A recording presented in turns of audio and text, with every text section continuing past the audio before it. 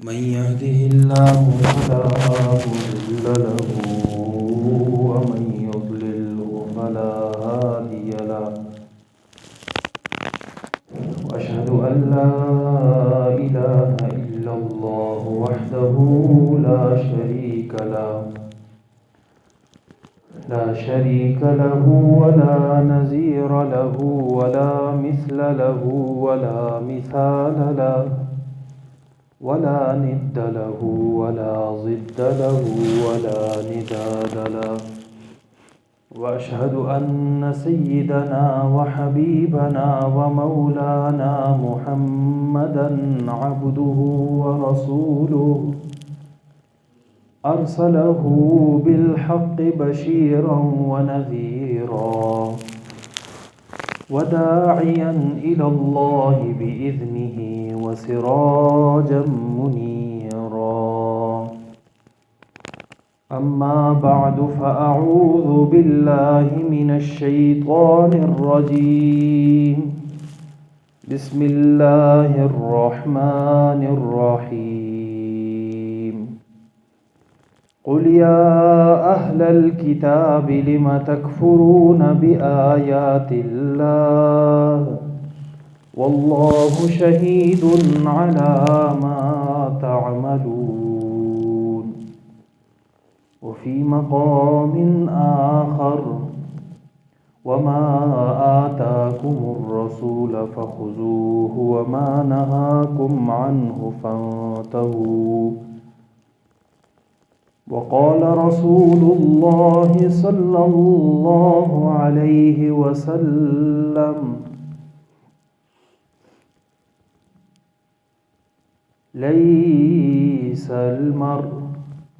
كفى بالمرء كذبا أن يحدث بكل ما سمع أو كما قال عليه الصلاة والسلام صدق الله العظيم صدق الله العظيم وبلغنا رسوله النبي الأمي الكريم ونحن على ذلك لمن الشاهدين والشاكرين والحمد لله رب العالمين. اللهم صل على محمد وعلى آل محمد كما صليت على إبراهيم وعلى آل إبراهيم إنك حميد مجيد. اللهم بارك على محمد وعلى آل محمد كما باركت على إبراهيم وعلى آل إبراهيم إنك حميد مجيد. معزز سامعین، عزیز بزرگوں، شعبان المبارک کا دوسرا جمعہ ہے۔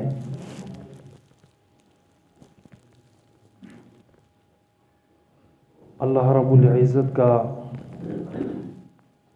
بے حد احسان و اکرام و انعام ہے کہ اللہ رب العزت نے ہمیں محمد الرسول اللہ صلی اللہ علیہ وسلم کا امتی بنایا، اور امتی بنانے کے بعد بھی امت دعوت میں نہیں بلکہ امت اجابت میں ہمیں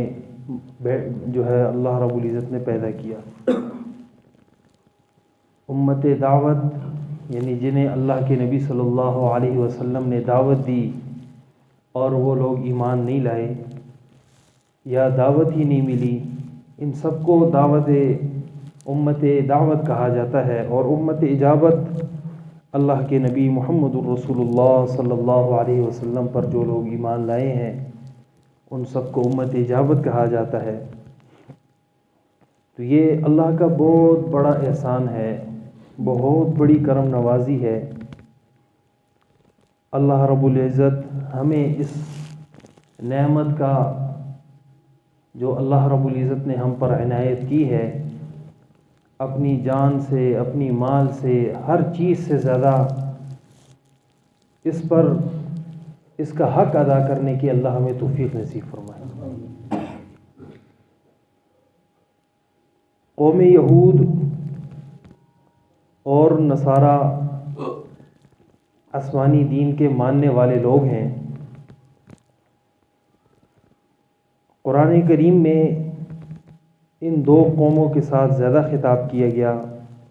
اور تیسرے نمبر پر مشرکین کے ساتھ۔ اور خطاب کرنے کا جو در حقیقت مقصد ہے، وہ مقصد یہ ہے تاکہ لوگ وہ اللہ رب العزت کی بندگی میں آ جائیں، اللہ رب العزت کی عبادت میں آ جائیں۔ گو اللہ کو اختیار ہے کہ اللہ سب کو زبردستی بھی اللہ رب العزت ایمان والا بنا سکتا تھا، سب کو اللہ زبردستی ایمان والا، مسلمان، فرما بردار، سب کچھ جو ہے وہ کر سکتے تھے، لیکن اللہ رب العزت نے بندے کو اختیار دیا ہے، اور اس اختیار کو استعمال کرتے ہوئے کچھ لوگ راحت، کچھ لوگ جو ہے وہ دین کو اپناتے ہیں، کچھ لوگ دنیا کو اپناتے ہیں، اور کچھ لوگ جو ہے وہ دین اور دنیا دونوں سے غافل ہو کر الحاد کی طرف چلے جاتے ہیں۔ اگر انسان ذرا سوچے، بہت سی چیزیں یہ ہیں کہ عوام کے ذہن میں وہ در حقیقت بے معنی کہلاتی ہیں، اور ہر ایک کی ایک فطرت ہے۔ مثلا اگر کوئی شخص دیندار بھی ہے تو دیندار ہونے میں اس کے ذہن میں چند باتیں ایسی ہیں کہ جن کو اپنانے سے بس بندہ کامل ہے۔ مثلا بعض لوگ وہ صرف اور صرف ہر چیز کو زکوٰۃ ہی مانتے ہیں، بعض لوگ صرف نماز ہی کو دین مانتے ہیں، بعض لوگ جہاد ہی کو صرف دین مانتے ہیں۔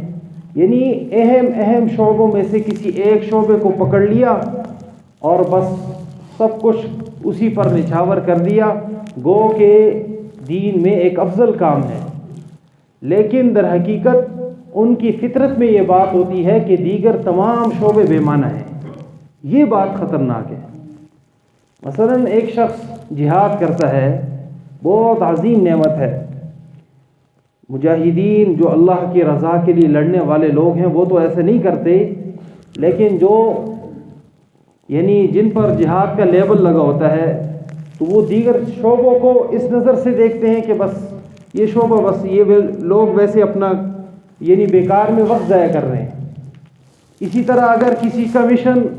وہ اللہ کے نبی صلی اللہ علیہ وسلم کی سنتوں کی طرف ہے تو وہ دیگر ساری چیزوں سے التفات کیے ہوئے ہے، ان کی طرف جو ہے اس کی توجہ نہیں ہے۔ اگر کسی شخص نے اپنا مشن کی اور چیز کو بنا لیا تو وہی اپنا سارا تن من دھن اسی پر لوٹانے کو تیار ہے۔ اللہ رب العزت ہم سب کو جس چیز کے ذریعے سے اللہ رب العزت ہماری ہدایت کا ذریعہ بنایا ہے وہ اللہ کا کلام ہے۔ تو اللہ کے کلام میں اللہ رب العزت نے ہر چیز کو اس کا عنوان دے دیا ہے، ہر چیز کو، مثلا اگر نماز ہے تو اس کی اہمیت بیان کی، اور اس نہج سے بیان کی کہ انسان اگر اس نہج کو پڑھے تو انسان کام اٹھے۔ اسی طرح زکوٰۃ ہے، اسی طرح دیگر اعمال ہیں۔ اس سے بڑھ کر اللہ رب العزت نے قرآن کریم میں معاملات کا ذکر کیا، اور معاملات سے بڑھ کر اللہ رب العزت نے قرآن کریم میں ذکر الہی، یاد الہی کا ذکر کیا، اور سب سے بڑھ کر وہ اللہ رب العزت نے اپنی توحید کا ذکر کیا، اپنی وحدانیت کا ذکر کیا۔ تو ہر شعبے کو انسان ایک عظیم شعبہ سمجھے۔ تو سب سے پہلی بات جو آج کے موضوع سے ملحق ہے، سب سے پہلے یہود کی طرف آتے ہیں کہ یہود در حقیقت وہ کتاب اللہ پر، جو تورات کی، اس پر ایمان رکھنے والے لوگ تھے، تورات پر ان کا کامل ایمان تھا، لیکن خباثت کہاں سے پیدا ہوئی، کہاں سے ان کی دوری پیدا ہوئی؟ دوری کی ابتدا انہوں نے تورات کو لوگوں سے چھپانے پر شروع کی کہ بس تورات کو مکمل چھپا لیا لوگوں سے، اور بہت سی روایتیں احادیث مبارکہ میں وارد ہیں کہ کتنی مرتبہ انہوں نے اللہ کے نبی صلی اللہ علیہ وسلم کے سامنے تورات پر جھوٹ بولا۔ جس طرح رجم کا معاملہ ہے، اسی طرح دیگر اور معاملات ہیں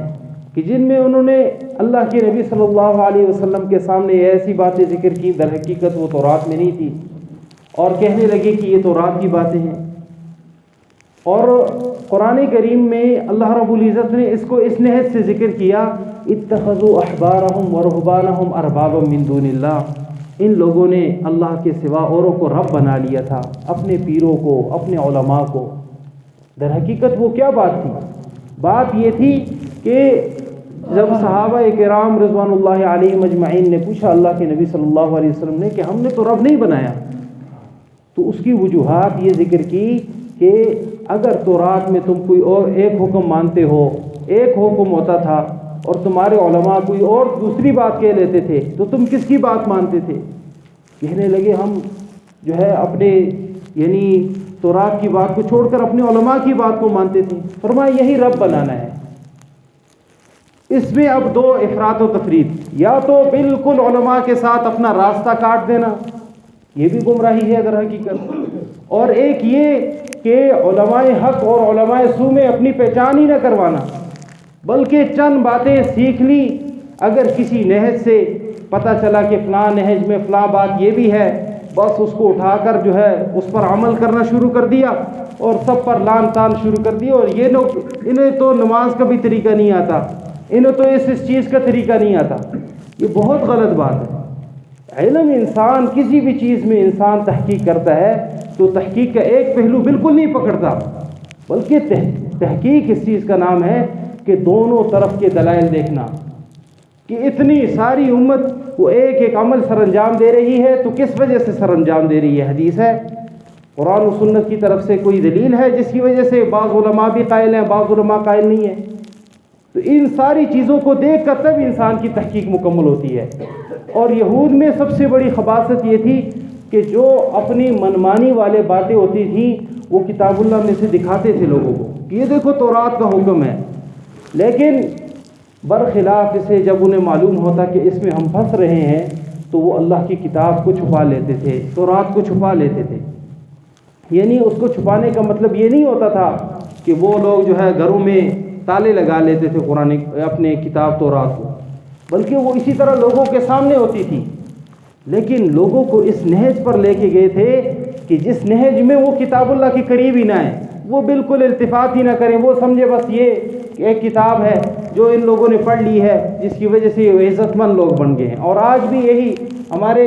چند لوگوں کے ذہن میں یہی بات ہے کہ جو لوگ قرآن پڑھ لیتے ہیں بس وہ ایک عزت مند لوگ ہیں، اتنا ہی ان کے ذہن میں یہ خیال آتا ہے،